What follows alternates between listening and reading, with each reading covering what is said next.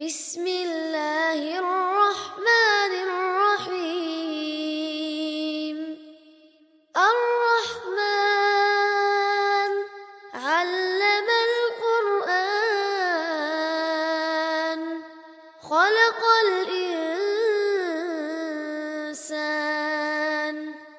علمه البيان.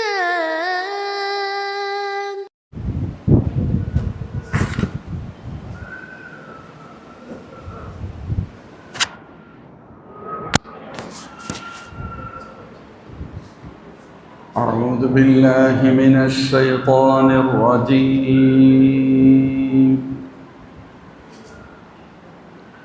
بسم الله الرحمن الرحيم.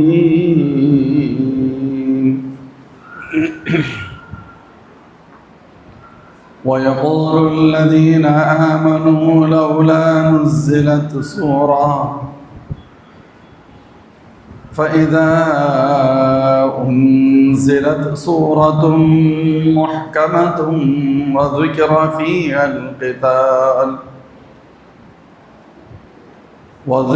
فيها القتال رأيت الذين في قلوبهم مرض ينظرون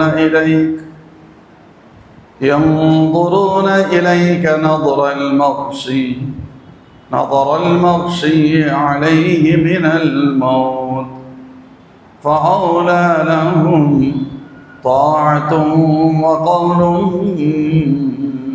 معروف فإذا عزم الأمر فلو صدقوا الله لكان خيرا لهم فهل عسيتم إن توليتم أن تفسدوا في الأرض وتقطعوا أرحامكم أولئك الذين لعنهم الله فأصمهم وأعمى أبصارهم. صدق الله العظيم.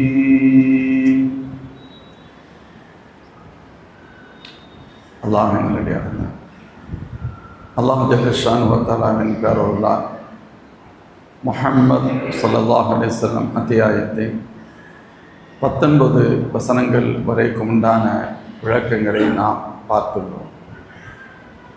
அல்லாஹ் ஜல்ல ஷானுஹு வ தஆலா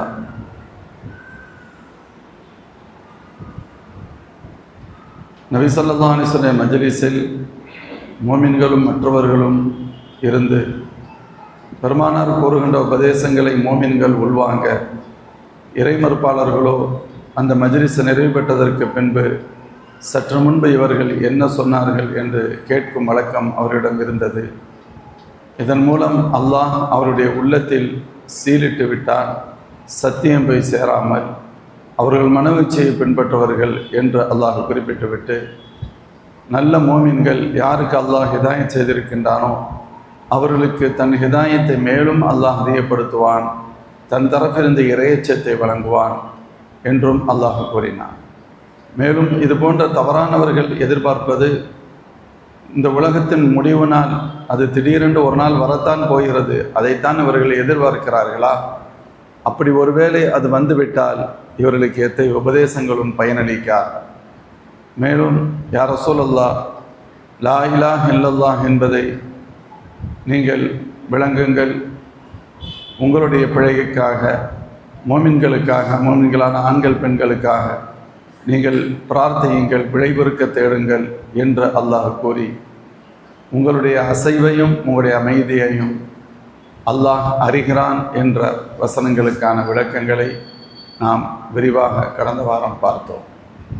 அதைத் தொடர்ந்து அல்லாஹ் ஜல்ல ஷானுஹு வ தஆலா இப்பொழுது கூறுகின்றான், வயகூலு அல்லதீன ஆமனு லவ்லா நுஸ்ஸிலத் சூரா. மூமின்கள் இப்படி சொல்கிறார்கள், ஏதேனும் ஒரு அத்தியாயம் இறக்கப்பட வேண்டாமா? ஃபஇதா உன்ஸிலத் சூரத்தும் முஹ்கமத்தும், மாற்றப்பட முடியாத அத்தியாயம் இறக்கப்பட்டு, வதுகிர ஃபீஹல் கிதால், அதில் யுத்தம் தொடர்பாக சொல்லப்பட்டால், ரஅய்தல்லதீன ஃபீ குலூபிஹிம் மரதுன், எவர்களின் உள்ளங்களில் நோய் இருக்கிறதோ அவர்களை நீங்கள் பார்ப்பீர்கள். யன்துரூன இலைக நதரல் மக்ஷிய் அலைஹி மினல் மௌத், மௌத்தின் காரணமாக ஒரு வகையான மயக்க நிலையில் இருப்பவன் பார்ப்பதை போன்று உங்களை அவர்கள் பார்ப்பதை நீங்கள் காண்பீர்கள். ஃபஅவுலாலஹும், அவர்களுக்கு ஏற்றம் என்னவெனில் தாஅத்துன் வ கவுலும் மாரூஃப், இறைவனுக்கு கட்டுப்படுவதும் நல்ல சொற்களை சொல்வதுமாகும். மேலும் ஃபைதா அஸமல் அம்ரு, காரியம் முடிவு செய்யப்பட்டு விட்டால் ஃபலவ் ஸதகுல்லாஹ லகான கைரல் லஹும், அவர்கள் அல்லாஹ்வை உண்மைப்படுத்தினால் அது அவர்களுக்கு நலனாக இருக்கும். ஃபஹல் அஸைதும் இன் தவல்லைதும், ஒருவேளை நீங்கள் ஈமானை ஏற்றுக்கொள்ள மறுத்து யுத்தத்தில் கலந்து கொள்ளவில்லையானால், அன் துஃப்ஸிது ஃபில் அர்தி வ துகத்திஉ அர்ஹாமக்கும், நீங்கள் பூமியில் குழப்பத்தை விளைவித்து உறவுகளை துண்டிக்க முற்படுகின்றீர்கள் என்ற அர்த்தம். உலாஇக அல்லதீன லஅனஹுமுல்லாஹ், இவர்களை அல்லாஹ் சபித்து விட்டான். ஃபஅஸம்மஹும், அவர்களின் செவிகளை அல்லாஹ் செவிடாக்கி விட்டான். வஅமா அப்சாரஹும், அவர்களின் பார்வைகளை அல்லாஹ் குருடாக்கி விட்டான். அத்தகையவர்கள்தான் இவர்கள் என்று அல்லாஹ் ஜல்ல ஷானுஹு வ தஆலா எச்சரிக்கிறான். மோமின்களே, இந்த வசனத்தின் வழியாக அல்லாஹ் ஜல்ல ஷானுஹு வ தஆலா ஜிஹாது தொடர்பான சில நடைமுறைகளை, சில சட்டங்களை அல்லாஹ் சொல்கிறான். மார்க்கத்திற்காக நடைபெறுகின்ற அறப்போர் தொடர்பாக அதுவரை அறப்போர் அனுமதிக்கப்பட்டதாக இல்லாமல் இருந்த நிலையில் மோமின்கள் அறப்போர் எனும் ஜிஹாத் வந்தால் நன்றாக இருக்குமே என்று ஆசைப்பட்டார்கள். மோமின்கள் அறப்போரை ஆசைப்படுகிறார்கள். அதாவது நமக்கு வரலாறு தெரியும், ஒரு குறிப்பிட்ட காலம் வரை மக்காவின் 13 ஆண்டுகள் அது யுத்தம் கடமையாக்கப்படவில்லை. சஹாபாக்கள் பல்வேறு கட்டங்களில் அது தொடர்பாக கேள்வி எழுப்பினார்கள். அல்லாஹ்வின் தரப்பிலிருந்து வந்த பதில் பொறுத்திருங்கள், அட்ஜஸ்ட் செய்து கொள்ளுங்கள், அல்லாஹ்விற்காக பொறுத்து கொள்ளுங்கள் என்பது மட்டுமே இருந்தது. மக்காவின் காலங்களில் மோமின்களுக்கு கடுமையான துன்பங்கள் விளைவிக்கப்பட்டன.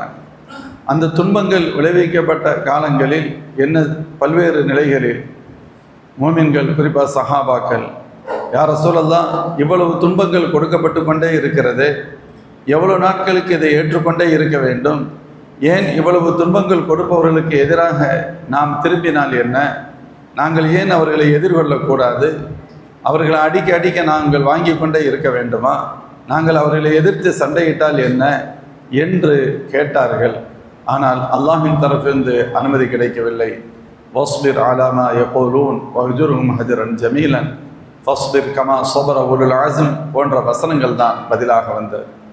நீங்கள் கொஞ்சம் பொறுத்திருங்கள், உலுல் அஸ்ம் என்று நபியார்கள் பொறுத்திருந்ததை போன்று நீங்கள் பொறுத்திருங்கள், அவர்கள் கூறுகின்ற அந்த தவறான விஷயங்களை பெரிதாக எடுத்துக்கொள்ள வேண்டாம், நீங்கள் அதை விட்டும் கொஞ்சம் விலகி கொள்ளுங்கள், அவர்கள் பேசிவிட்டு போகிறார்கள், அதை அட்ஜஸ்ட் செய்து கொள்ளுங்கள், எனக்காக பொறுத்து கொள்ளுங்கள் என்று மட்டுமே அல்லாஹ் மக்காவுடைய 13 ஆண்டு காலங்களையும் சொல்லி வந்தான். மதீனா ஷரீஃபிற்கு இப்பொழுது சென்றதற்கு பின்பும் எதிரிகள் மீண்டும் என்ன செய்கிறார்கள், மதீனாவில் இருக்கக்கூடிய யூதர்களோடும் இன்ன பிற மக்களோடும் தொடர்பு வைத்து கொண்டு மதீனாவிற்கு ஊரை விட்டு, பிறந்த ஊரான மக்காவை விட்டு முஸ்லிம்கள் போய்விட்டார்கள், அதற்கு பின்பும் கூட அவர்களை விடுவதற்கு மனமில்லாமல் அவர்களை முற்றாக தொடை தெரிய வேண்டும், அழித்து விட வேண்டும் என்பதற்கு பல்வேறு முயற்சிகளையும் கங்கணம் கட்டி கொண்டிருக்கின்றார்கள். இந்த சூழ்நிலையில் மோமின்கள் இறைவனின் உத்தரவு வராதா, ஜிஹாது தொடர்பாக இறை மறுப்பாளர்களோடு அறப்போர் செய்து நாளை மறுமையில் அல்லாஹ்விடத்தில் உயர்ந்த அந்தஸ்தை பெற வேண்டும், ஒன்று வெற்றியடைந்து மோமின்களின் கண்ணியத்தை பாதுகாக்க வேண்டும், அல்லது உயிர் தியாகம் செய்து சொர்க்கத்தை பெற வேண்டும், அதில் நமக்கு ஒரு பிரச்சனையும் இல்லை என்று மோமின்கள் ஜிஹாது தொடர்பான தங்களது ஆசையை வெளிப்படுத்துகிறார்கள். இந்த கட்டத்தில் தான் அல்லாஹ் சொல்கிறான், வயகூலுல்லதீன ஆமனு லவ்லா நுஸ்ஸிலத்து சூரா, மோமின்கள் இப்படி ஒரு சூரா இறங்க வேண்டாமா, ஒரு சூரா இறக்கி வைக்கப்பட வேண்டாமா என்று அவர்கள் கூறுகிறார்கள். ஒரு சூரா இறக்கி வைக்கப்பட வேண்டாமா என்பதற்கு பொருள் ஜிஹாது சம்பந்தமான அறப்போர் புரிய வேண்டும், அது புரிவது அவசியம் என்றும் அல்லது அனுமதிக்கப்பட்டது என்றும் கருத்தை உள்ளடக்கிய வசனமோ அத்தியாயமோ நமக்கு வந்தால் நன்றாக இருக்குமே என்று மோமின்கள் கூறுகிறார்கள், ஏங்குகிறார்கள். அப்போ இந்த மோமின்களில் யார் இருப்பா? மோமின்கள் இருப்பாங்க. ஒரு இறை மறுப்பாளர்கள் வெளிப்படையாக தெரிந்தவர்கள். கூடவே இருந்த ஒரு பெரிய மோசமான ஒரு கூட்டம் முனாஃபிகீன்களின் கூட்டம், கேள்விப்பட்டிருப்போம். முனாஃபிகீன்கள் யார்? அவர்கள் முஸ்லிம்களோடு சேர்ந்து இருப்பார்கள், முஸ்லிம்களாகத்தான் தங்களை காட்டிக்கொள்வார்கள். ஆனால் உள்ளுக்குள் இஸ்லாம் இருக்காது, ஈமான் இருக்காது. ஆச்சரியமாக இருக்கும், உஹது யுத்தத்தில் மட்டும் 900 பேர் என்ற எண்ணிக்கை இருந்தாலும் 300 நபர்கள் முனாஃபிக்குகள் இருந்தார்கள். இது எவ்வளவு பெரிய ஆபத்தானது! எதிரிகளை எதிர்கொள்வது எப்பொழுதும் பெரிய பிரச்சனை இல்லை. முனாஃபிக்குகள் இவங்க முஸ்லிம் மாதிரி இருக்கிறாங்க, நம்ம பக்கத்தில் இவங்க இருந்தால் நமக்கு உதவியாக இருப்பாங்க, அவருக்கு நம்ம உதவியாக இருக்கு நினச்சிக்கிட்டு இருப்போம். ஆனால் எதிரிகள் நம்மை தாக்க வருகின்ற பொழுது இவர்கள் வேடிக்கை பார்ப்பார்கள் அல்லது ஏதோ பாசாங்கு செய்வார்கள். எதிரிகளை அடிக்க மாட்டார்கள், எதிரிகள் நம்மை அடிப்பதற்கு துணையாக இருப்பார்கள், இன்டைரக்டான துணையாக இருப்பார்கள். இவர்கள் ஆபத்தானவர்கள். இப்படிப்பட்ட முனாஃபிகீன்களின் ஒரு கூட்டமும் முஸ்லிம்களோடு சேர்ந்து இருந்தது. அது அப்படி ஒரு காலம். எந்த அளவுக்குன்னு கேட்டால், அவங்க தொழுவாங்கன்னு கேட்டால் தொழுவாங்க. தொழுகலைன்னா முனாஃபிக்குன்னு தெரிஞ்சு போயிடும். தொழுகைக்கு வரலைன்னா இன்னைக்கு அப்படி சொல்ல முடியாது. முஸ்லீம்களாக இருப்பாங்க, தொழுவரைங்கிற காண்டி முனாஃபிக்கு நம்ம சொல்லிட முடியுமா? சொல்ல முடியாது. ஏன்? பல முஸ்லீம்கள் தொலை வராமல் இருக்கிறார்கள் அப்படிங்கிற மாதிரி இருக்கும். அந்த காலகட்டத்தை பொறுத்தவரை ஒரு முனாஃபிக்கு கூட தொழாமல் இருக்க முடியாது. காரணம் என்ன? முஸ்லிம்களிடத்தில் 100% பேண்டுதலும் இறையச்சமும் இருந்தது. எந்த ஒரு நிலையிலும் அவரிடத்தில் தொழுகை விடுபடாது. இப்போ ஒருத்தர் முனாஃபிக்கு தொழுகைக்கு வரல அப்படின்னு சொன்னா இவர் முனாஃபிக்குன்னு தெரிஞ்சு போயிடும். இதுக்காகவே தொழுகை வருவாங்க. குர்ஆன்ல அல்லாஹ் ஒரு வசனத்தில் சொல்லுவான், சில தொழுகைகள் ஸல்லல்லாஹு அலைஹி வஸல்லம் ஹதீஸில் சொல்கிறார்கள், முனாஃபிகீன்களுக்கு இஷாவும் ஃபஜ்ரும் ரொம்ப சிரமமா இருக்கு அப்படின்னா. இஷாவும் ஃபஜ்ரும் சிரமமா இருக்கு. வேகமாக படுத்து பழகினவங்க இரவு நேரங்களில் வேகமாக தூங்கிடுவாங்க, சீக்கிரமாக சாயந்தர நேரத்தில் சாப்பிட்டுட்டு படுத்துருவாங்க.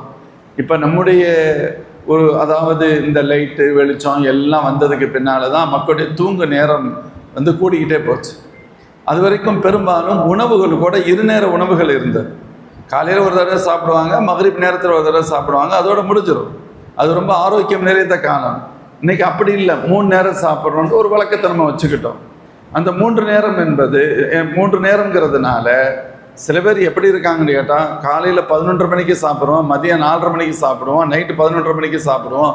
மொத்தத்தில் 3 நேரத்தில் குறைகிறதை ஏற்றுக்கிறவே முடியாது, தேவையில்லாத கஷ்டம். அப்போ அந்த மக்களிடத்தில் 2 நேர உணவு வழக்கம் இருந்தது. இது பொதுவாக அது மரபு தான், சிறந்த பழக்கம் அது. அந்த 2 நேர உணவு வழக்கம் இருந்ததால் அவங்க சாப்பிட்டுட்டு வேகமாக தூங்கிடுவாங்க.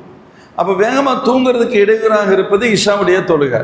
இதுக்கு அடுத்து இஷா தொழுகணுமா, தொழுதுட்டு தான் தூங்கணுமா, சாப்பிட்டோன்னா மயக்கமாக இருக்கும், இப்போ எப்படி தொழுக போகிறது, சரி போய் தான் ஆகணும், போகலைன்னா தெரிஞ்சு போயிருமே, அந்த சிரமத்தில் வருவாங்க.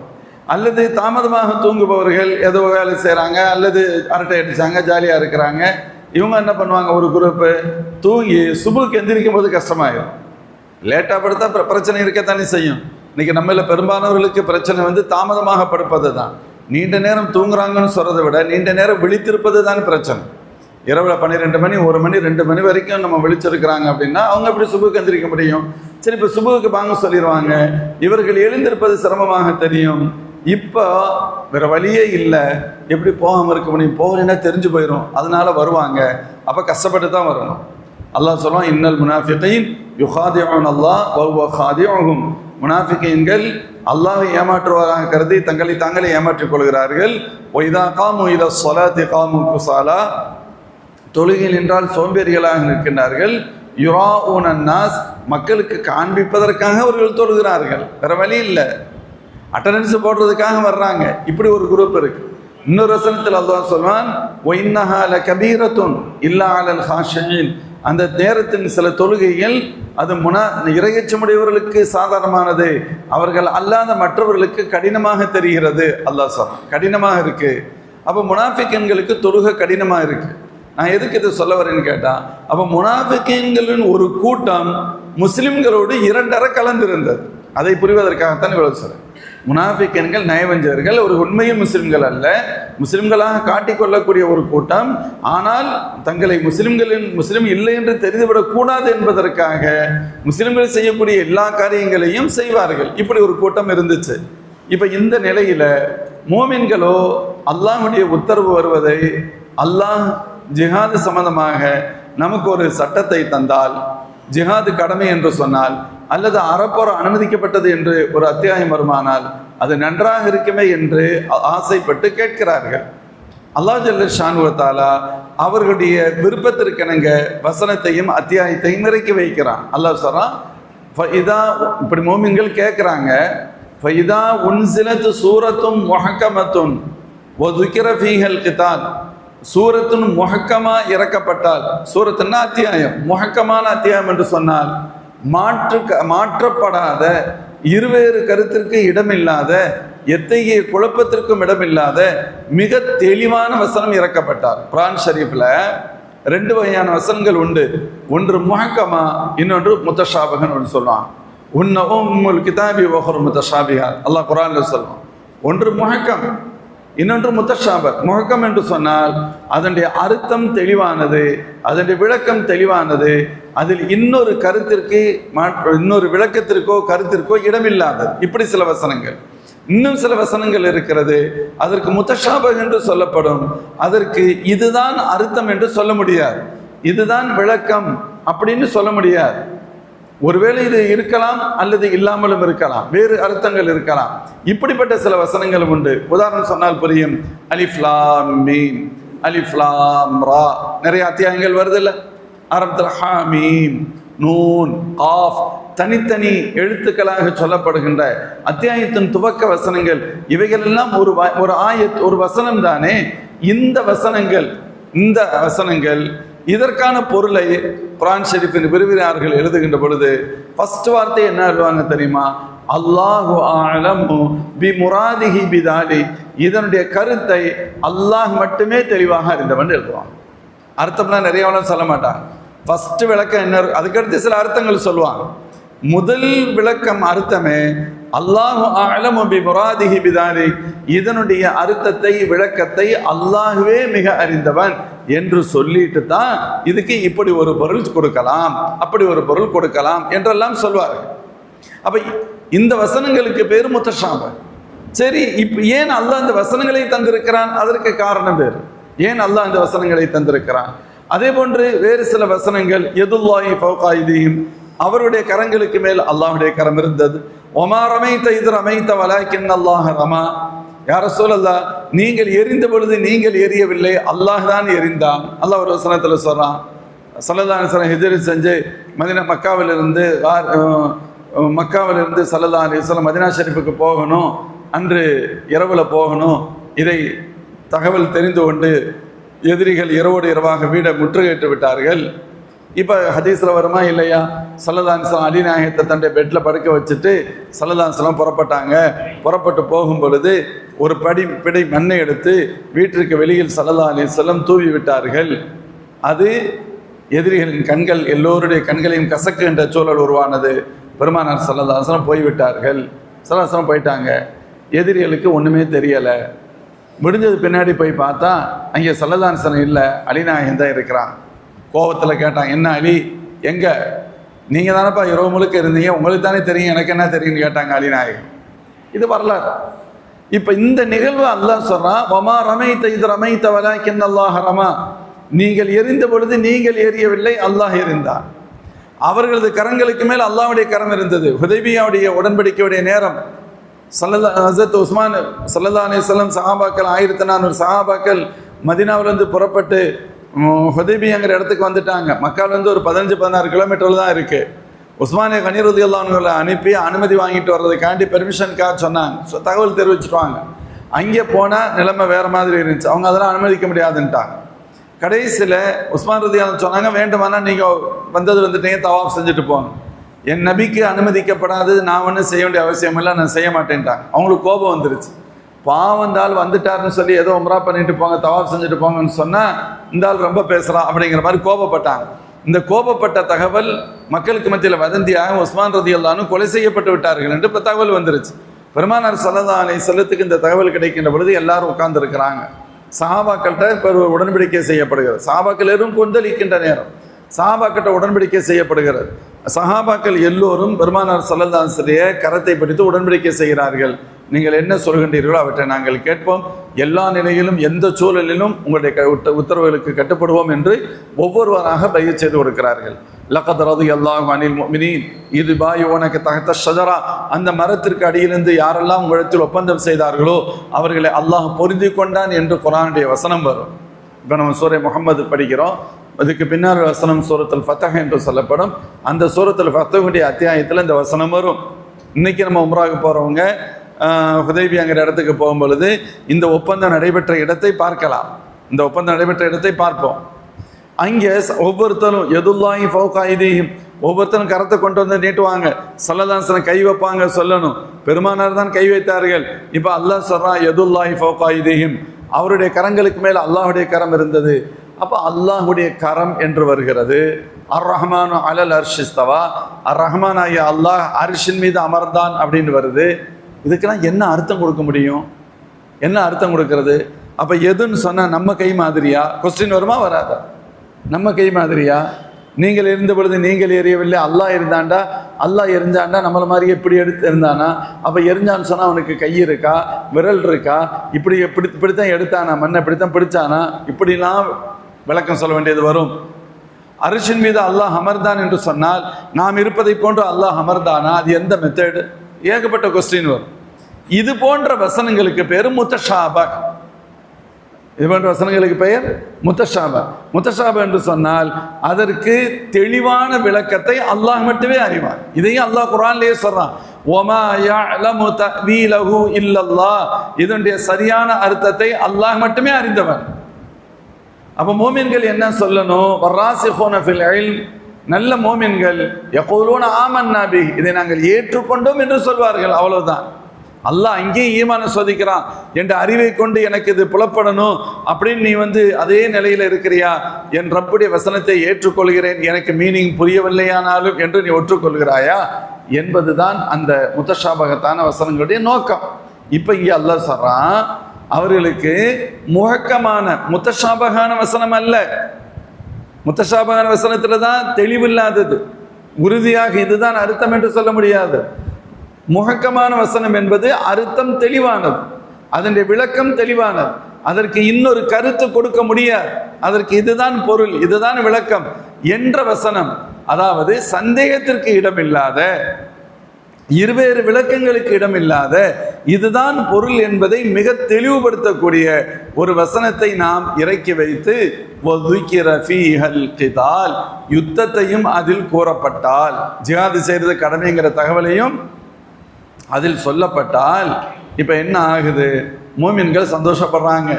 அல்லாஹ் நமக்கு வசனத்தை இறக்கிட்டான், ஜிஹாத் அனுமதிக்கப்பட்டுருச்சு, இனிமேல் நம்ம ஜிஹாத் பண்ணலாம், அறப்போரில் ஈடுபடலாம் என்று மோமின்கள் சந்தோஷப்படுகின்ற நேரத்தில் ஒரு சாரார், யார்?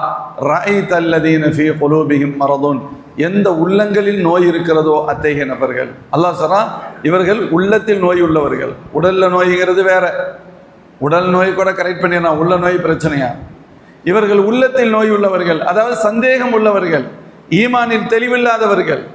இன்னமும் இவங்களுக்கு அல்லாஹ்வை பற்றியோ ரசூலை பற்றியோ மறுமை நாளை பற்றியோ ஒரு தெளிவான நம்பிக்கை, உறுதியான நம்பிக்கை இல்லாதவர்கள். என்ன இது என்னமோ சொல்றாங்க, அவ்வளவுதான், ஏத்துக்கிற முடியாத மனநிலையில் இருப்பவர்கள். இவர்கள் எல்லோருக்கும் சேர்த்து அல்லாஹ் கூறுகின்ற வார்த்தை, இவர்கள் உள்ளத்தின் நோயாளிகள் என்று அல்லாஹ் குறிப்பிடுகிறான். உள்ளத்தில் நோயுள்ள இந்த முனாஃபிக்கின்களை நீங்கள் பார்ப்பீர்கள். அவங்களை எப்படி நீங்க பார்ப்பீங்க தெரியுமா? நீங்க பார்த்தா உங்களுக்கு எப்படி தெரியும்? யந்துரூன இலைக்க நதரல் பக்ஷியா அலைஹி மினல் மௌத், மௌத்துடைய நேரத்தில், மௌத்தின் காரணமாக மயக்க நிலையில் உள்ளவன் உங்களை எப்படி பார்ப்பானோ அப்படி பார்ப்பீர்கள். சக்ராத்துடைய நேரத்தில், அந்த கடைசி நேரத்தில் உயிர் பிரிகின்ற பொழுது ஒரு மாதிரியா வெறித்து பார்ப்பார்களே, அந்த பார்வையை போன்று இவர்கள் உங்களை இவர்கள் உங்களை பார்ப்பதை நீங்கள் காண்பீர்கள். மௌத்து நேரத்தில், சக்ராத்துடைய உச்சத்தில், மௌத்தாதற்கு சில வினாடிகளுடைய அந்த கடைசி நேரத்தில் ரூஹ் உடலிலிருந்து பிரிக்கப்பட போகின்ற நேரம். இப்பொழுது அந்த இறக்கக்கூடிய நபர்களுடைய பார்வை வித்தியாசமாக இருக்கும். அவங்களுடைய தோற்றம், அவங்களுடைய பார்வை ஒரு மாதிரியாக இருக்கும், ஒரு வகையான அச்சம், பயம் கலந்த ஒரு இது இருக்கும். இப்படி இவர்கள் பார்ப்பதை நீங்கள் காண்பீர்கள். யுத்தம்னு சொன்ன உடனே பயம், ஆகா யுத்தமா, ஜிஹாதா, அவ்வளோதான், நம்ம காலி, நம்ம மௌத்தாங்கி தான் ஆகிடும் போல இருக்கு அடிபடும், காயம்படும் என்ற பயத்தினால், மௌத்தின் மீது உண்டான பயமும் மௌத்தை விரும்பாத நிலையில் காரணமாக அவர்களை மயக்க நிலையில் நீங்கள் பார்ப்பீர்கள். அதான் சொல்லப்படும். பொதுவாக மூமின்களுடைய ஈமானிய அடையாளங்களில் ஒன்று அல்லாஹ்வை விரும்புவது மட்டுமல்ல, நாளை மறுமையில் அல்லாஹ்வுடைய லிகாவை ஆசைப்படுவது. அல்லாஹ்வுடைய லிகாவை ஆசைப்படுவது. அல்லாஹ்வுடைய லிகாவை ஆசைப்படுற அர்த்தம் அல்லாஹ்வை சந்திப்பதை விரும்புவது. அல்லாஹ்வை எப்போ சந்திக்க முடியும் சொல்லுங்க? அல்லாஹ் எப்போ சந்திக்க? மௌத்தானத்தான் சந்திக்க முடியும். அல்லாஹ் மௌத்தானத்தான் சந்திக்க முடியும். ஸல்லல்லாஹு சொல்லுவாங்க. அப்போ அல்லாஹ்வை சந்திக்க விரும்புவது ஈமானிய அடையாளம். பயமும் அல்லாஹ்வை சந்திப்பது மீது உண்டான அந்த விருப்பம் இல்லை, பயம் இருக்கு, அச்சம் இருக்கு அப்படின்னு சொன்னா அது குஃப்ரின் அடையாளம். அதனால தான் ஸல்லல்லாஹு சொல்லுவாங்க ஒரு ஹதீஸ்ல, மன் அஹப்ப லிகா அல்லாஹ் அஹப்பல்லாஹு லிகாஹு. அல்லாஹ்வை சந்திப்பதை ஒருவர் விரும்பினால் அவரை சந்திப்பதை அல்லாஹ் விரும்புகிறான். ஒமன் கரிக லிகா அல்லாஹ், அல்லாஹ்வை சந்திப்பதை ஒருவர் வெறுத்தால் கரிகல்லாஹு லிகாஹு, அவரை சந்திப்பதை அல்லாஹும் வெறுக்கிறான். அல்லாஹ்வை சந்திப்பதை விரும்பினால் அவர்களை சந்திப்பதை அல்லாஹ் விரும்புகிறான். அல்லாஹ்வை சந்திப்பதை வெறுத்தால் அவர்களை சந்திப்பதையும் அல்லாஹ் வெறுக்கிறான். இதற்கு அர்த்தம் சொல்லப்படுகின்ற பொழுது, அல்லாஹ்வை சந்திப்பதை விரும்பினான்னு சொன்ன என்ன அர்த்தம்? மௌத்துன்னு அர்த்தம் எழுதுறாங்க.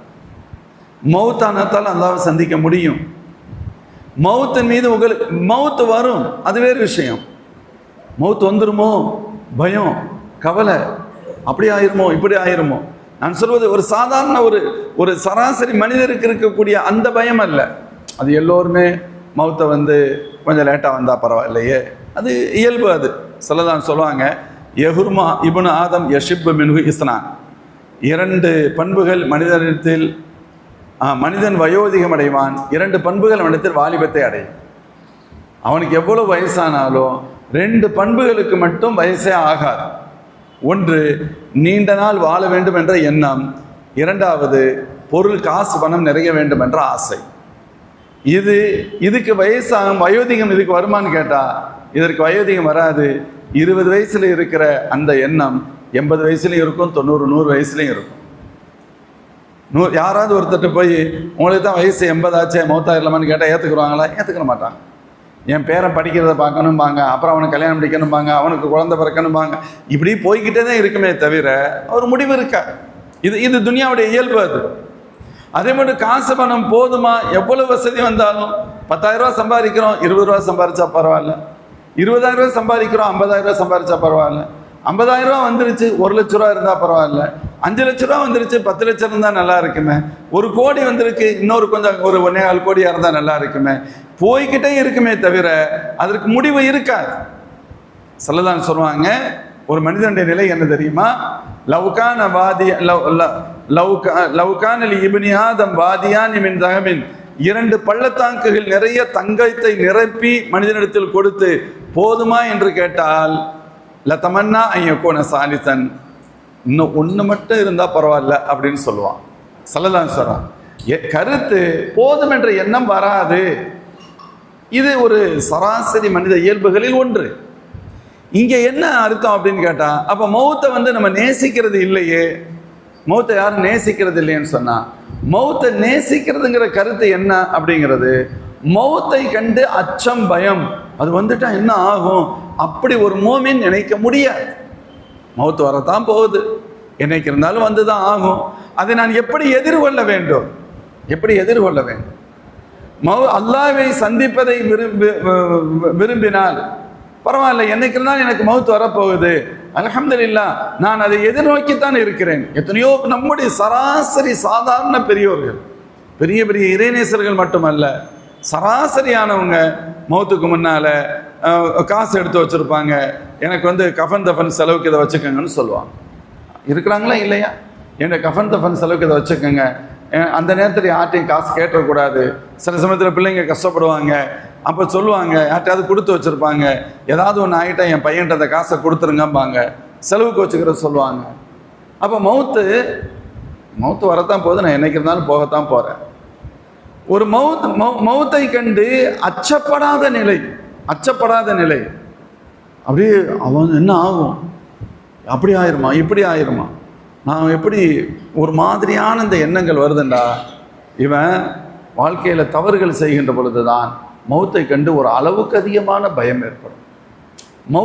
நம்ம மௌத்தை ஆசைப்படலைங்கிறது வேறு, அது எல்லாத்துக்கும் இருக்கும்.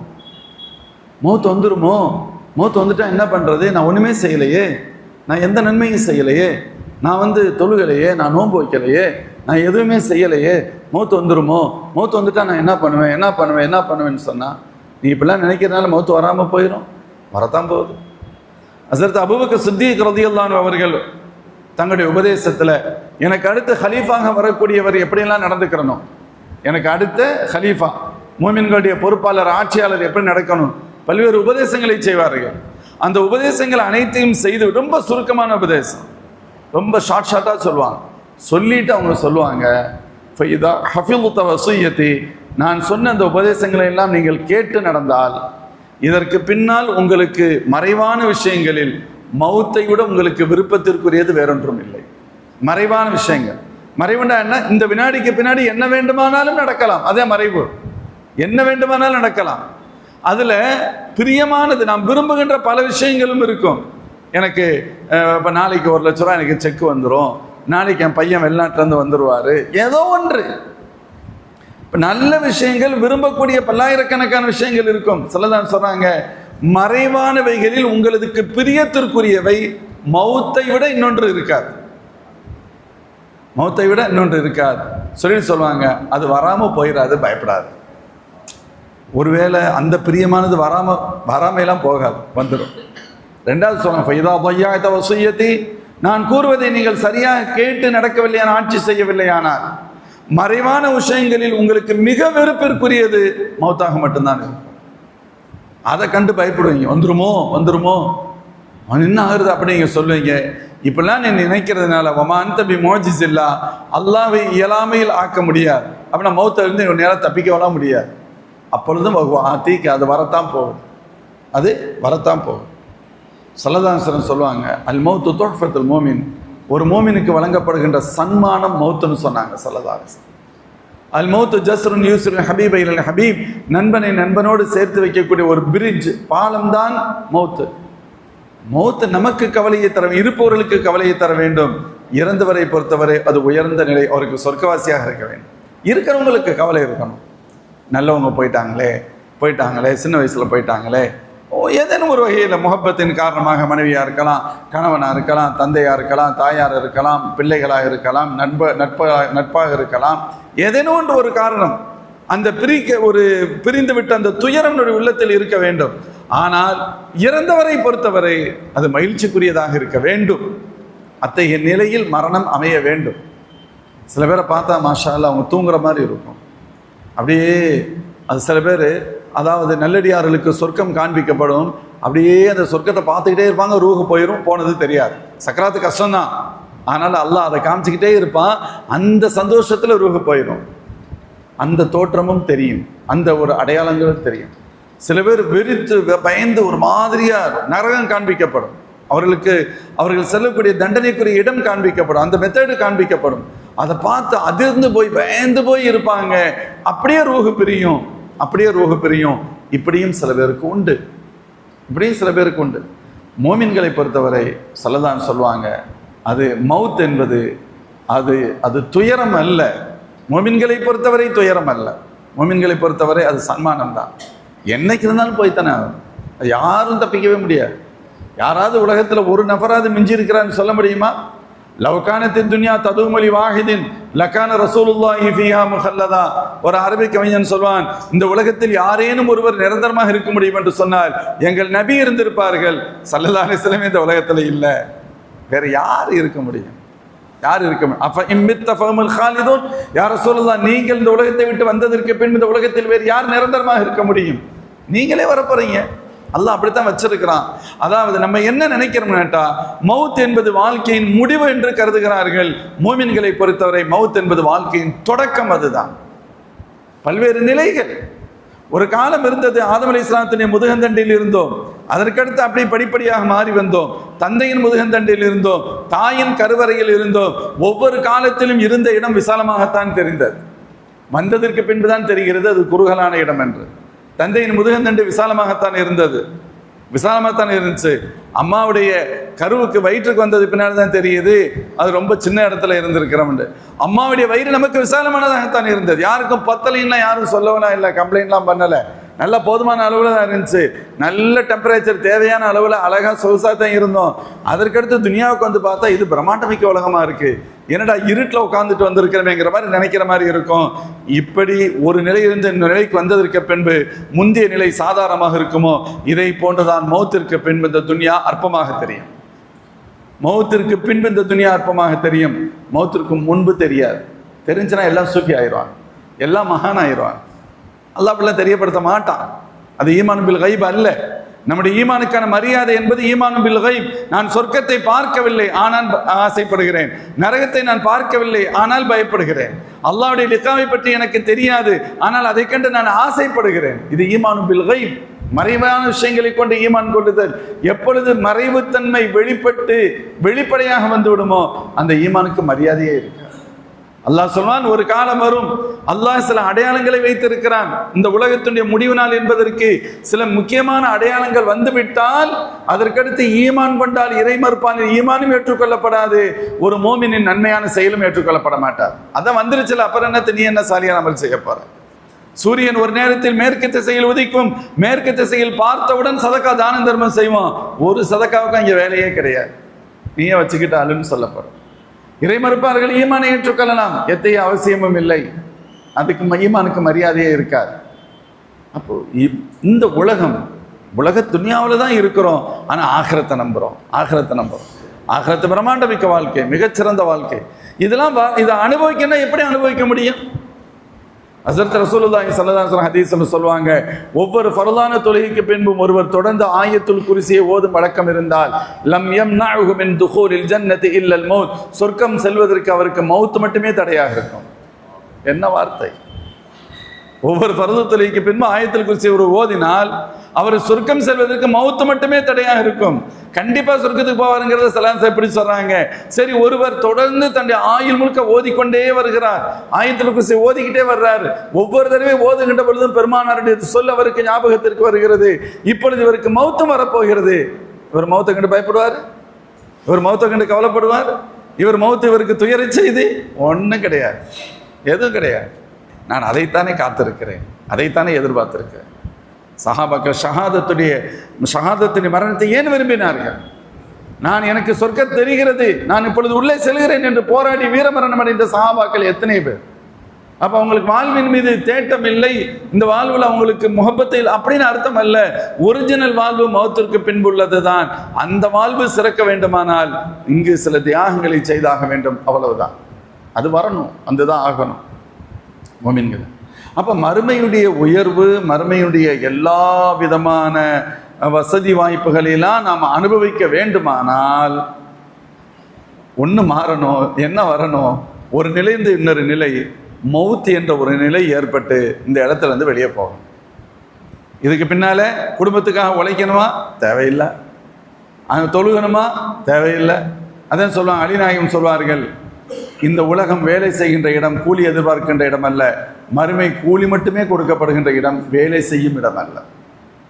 அங்கே வந்துட்டு எல்லாரும் கேட்பாங்க, லவ்லா அஹர்தனா இலா அஜலின் கரீம், இன்னும் கொஞ்சம் டைம் கொடுத்துருந்தா எல்லாம் நல்லது பண்ணியிருப்போமே, எங்களை ஒரு தடவை மட்டும் யாரும் அந்த உலகத்துக்கு அனுப்பு, நாங்கள் எல்லாத்தையும் கரெக்ட் பண்ணிக்கிறோம். முடிஞ்சு போயாச்சுன்னா அவ்வளவுதான். சந்தர்ப்பம், வாய்ப்பு என்பது ஒரு தடவை மட்டும்தான். அதான் சொல்லுவாங்க, புத்திசாலிகள் வித்தியாசமானதெல்லாம் செய்யணும் அவசியம் இல்லை, சந்தர்ப்பங்களை பயன்படுத்தி கொள்ள வேண்டும். சந்தர்ப்பத்தை பயன்படுத்தி அடிக்கடி சொல்லுவேன், நம்ம மஸ்ஜித் போன்றவைகளுக்கு ஜனாசா வருகிறார். எங்கேயாவது ஒரு பள்ளியில் போய் நாம் பள்ளி புதுசாக தொழுக போனோம், இந்த பள்ளியிலாம் ஜனாசாவே வராதான்னு கேட்டால் அடிக்க மாட்டாங்க, திட்டுவாங்க. என்ன சொல்லுவாங்க? இங்கெல்லாம் ஜனாசா வராதா? எங்கள் பள்ளியிலாம் நிறையா ஜனாசான்னு சொன்னால் இவன் எவன்டா காட்டான் இங்கே வந்திருக்கான், யோசிப்பாங்களா? யோசிக்க மாட்டான். இப்படியா பேசுவ? மௌத்தை கேட்பியா? இங்கே நாங்கள்லாம் மௌத்தாகணுமா? அடிப்பாங்க. அப்போ அவங்களுக்கு அந்த இடத்துல அந்த வாய்ப்பு இல்லை. நமக்கு அல்லாஹ் ஒரு நம்ம தொழுகை நம்ம தொழுகை தான் வந்தோம், ஃபர்து தொழுகை தான் வந்தோம்.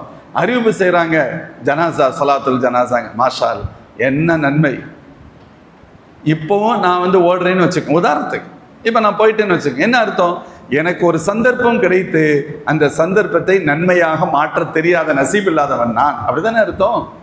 இதே போன்றுதான் இது உதாரணத்திற்காக இதை சொல்றேன். இந்த துனியாவில் இருப்பதே ஒரு வாய்ப்பு தான், சந்தர்ப்பம் தான், ஒரு ஆப்பர்ச்சுனிட்டி. அல்லாஹ் ஒரு புர்சத்தை தான் தந்திருக்கிறான். இதை நன்மையாக மாற்றுவது எப்படி? புத்திசாலிகள் இதை நன்மையாக மாற்றுகின்றார்கள், புத்தி இல்லாதவர்கள் இதை தீமையால் நிரப்புகிறார்கள். அதனால தான் பெருமானார் ஸல்லல்லாஹு அலைஹி வஸல்லம் கேட்கப்பட்டது, ஐயுன் நாசி ஹைரோன், மனிதர்களில் சிறந்தவர்கள் யார் யார் ரசூலுல்லாஹ் என கேட்க, அல்லாஹ்வின் திருத்தூதர் ஸல்லல்லாஹு அலைஹி சொன்னார்கள், மன் தால உம்ருஹு வ ஹஸனு அமலு, யாருடைய ஆயுள் நீளமாக இருந்து நன்மைகளும் அதிகமாக இருக்கிறதோ அவர் சிறந்தவர். அதே கொஸ்டின், அதே மாதிரி ஒரு கொஸ்டின் கேட்குறாங்க, யார் ரசூலுல்லாஹ் இந்த உலகத்தில் ரொம்ப கெட்ட மனிதர் யார்? யாருடைய ஆயுள் நீளமாக இருந்து பாவங்களும் அதிகரிக்கிறதுன்னு சொன்னாங்க. ரெண்டு பேர்த்துக்கும் ஆயுள் நீளமாக தான் இருக்கும். அந்த ஆயிலை சரியாக பயன்படுத்தி கொண்டவர் புத்திசாலியாக மாறிவிடுகிறார், தப்பாக பயன்படுத்தியவர் கெட்டு போயிடுறார், ஆபத்தில் சிக்கிறார். அதான் சொல்லுவாங்க, அல் கையிஸ், ஒரு உண்மையான அறிவாளி புத்திசாலி யார் தெரியுமா? மன் தான நஃப்ஸஹு வ அமில லிமா பஅதல் மௌத், தன்னுடைய நஃப்ஸை கட்டுப்படுத்தி மௌத்திற்கு பின்புண்டான வாழ்க்கையாக அமல் செய்கிறாரே அவர்தான் புத்திசாலி. வல் ஆஜிஸ், அறிவில்லாதவன் யார் தெரியுமா? அவன் நன்மையை செய்ய மாட்டான், எதிர்பார்ப்பு மட்டும் நிறையா இருக்கும். இன்னைக்கு பசங்க வீட்டில் வேலை செய்யாமல் கஷ்டப்படாமல் எனக்கு இந்த பைக்கு வேணும், அது வேணும், இது வேணும் என்னென்னலாம் எதிர்பார்க்குறான். கஷ்டப்பட்டால் தான் அல்லாஹ் கொடுப்பான். கஷ்டமே இல்லாமல் அது வேணும், இது வேணும், எங்கேருந்து கிடைக்கும் நம்ம சொல்லுவோமா இல்லையா? ஆனால் மறுமையுடைய விஷயத்தில் அப்படித்தானே நாம் இருக்கிறோம். இங்கே நம்ம பையன் செய்கிறது தப்புன்னு தெரியுது, இவன் வேலையை செய்யாமல் கூலி எதிர்பார்க்குறான், கஷ்டப்படாமல் வசதியை சொகுசை எதிர்பார்க்குறான், இது எப்படி கிடைக்கும் நம்ம சொல்கிறோம். நாமும் அப்படித்தான் எதிர்பார்க்கிறோம். எந்த சிரமமும் இருக்கக்கூடாது, ஆனால் சொர்க்கத்துக்கு போகணும். எந்த கஷ்டமும் படக்கூடாது, நரகத்திலிருந்து பாதுகாப்பு வரணும். அல்லாஹ் கேட்பான், அம் ஹஸிப்தும் அன் தத்குலுல் ஜன்னா வலம்மா யாத்திக்கும் மஸலுல்லதீன ഖலூ மின் கப்லிக்கும், உங்கள் முன்னோர்கள் சந்தித்திராத கஷ்ட நஷ்டங்கள் எதையும் நீங்கள் சந்திக்காமல், அவங்க சந்திச்ச கஷ்ட நஷ்டங்கள் எதையுமே நீங்க சந்திக்காம அப்படியே சொர்க்கத்துக்கு போயிடலாம் நினைக்கிறீங்களா? யார் கேட்கிறா? அல்லாஹ் கேட்கிறான். ஹுஜ்பத்தில் ஜன்னத்து பில் மகாரி வ ஹுஜ்பத்தின் நாரு பில் ஷஹவாத், மனோ இச்சைகளால் நரகம் சொல்லப்பட்டிருக்கிறது, வெறுப்பானவைகளால் சொர்க்கம் சொல்லப்பட்டிருக்கிறது. பெருமானாருடைய வார்த்தை. மனோ இச்சைகளால் நரகம் சொல்லப்பட்டிருக்கிறது. நரகத்துக்கு போறதுக்கு ஒரு கஷ்டமும் பட தேவையில்லை. நப்சு விரும்புறதுனா செஞ்சா நேரம் அங்கே கொண்டு போய் தான் விடும். ஆனா சொர்க்கத்துக்கு போகணும்னு சொன்னா கஷ்டத்தை செய்யும். இப்போ பாங்கு சொல்லிட்டாங்க வீட்டில் கேட்குறோம், தொழாமல் இருக்கிறது கஷ்டம் கிடையாது, அது நல்லா தரும். தொழாமல் வீட்டிலே அப்படியே ஒரு மாதிரி அட்ஜஸ்ட் பண்ணி போயிடலாம். நோன்பு வைக்காமல் அப்படியே ஓட்டிடலாம். ஜக்காத்து கொடுக்காம ஏமாத்திடலாம். அதெல்லாம் சொகுசாத்தையும் தெரியும். அதான் மனசு விரும்புது. இந்த மனசு விரும்புறதுலாம் செஞ்சால் நரகத்துக்கு தான் போகணும்னு அர்த்தம், அதுக்கு பேர். ஆனால் சிரமங்களை கொண்டு சொர்க்கம் சொல்லப்பட்டு இருக்கிறது. வாங்க சொல்லியாச்சு, நான் தொழுது ஆகணும், நான் ஜமாத்தோடு தொழுனா பள்ளிக்கு போய் தான் ஆகணும். இல்லை எனக்கு குளிரா இருக்கு, குளிரெல்லாம் இருக்கட்டும், நீ போய் தான் ஆகணும். எனக்கு வேற சில வேலைகள் இருக்கு, கிரிக்கெட் ஓடிக்கிட்டு இருக்கு, அதெல்லாம் ஓடட்டும், நீ தொழுக போய் தான் ஆகணும். அதை விட்டுட்டு வரணும், இதை விட்டுட்டு வரணும், கஷ்டம்தான். அந்த கஷ்டத்தை செய்தால்தான் சொர்க்கம். கஷ்டத்திற்கு பின்புதான் சொர்க்கம். நோன்பு வைக்கிறது கஷ்டம், கஷ்டத்தை செய்தால் தான் சொர்க்கம். ஜகாத்து கொடுப்பது கஷ்டம், கஷ்டத்தை செய்தால் தான் சொர்க்கம். உண்மை பேசுவது கஷ்டம், கஷ்டத்தை செய்தால் தான் சொர்க்கம். பொய் பேசுவதை விடுவது கஷ்டம், விட்டால் தான் சொர்க்கம். பொய் பேசுவது எளிமையானது, ரொம்ப சுகமா இருக்கும், அது நரகத்துக்கு கூட்டிட்டு போகும். பொய் பேசாம இருக்கிறது கஷ்டம், கஷ்டத்தை செஞ்சா தான் சொர்க்கத்துக்கு போக முடியும்.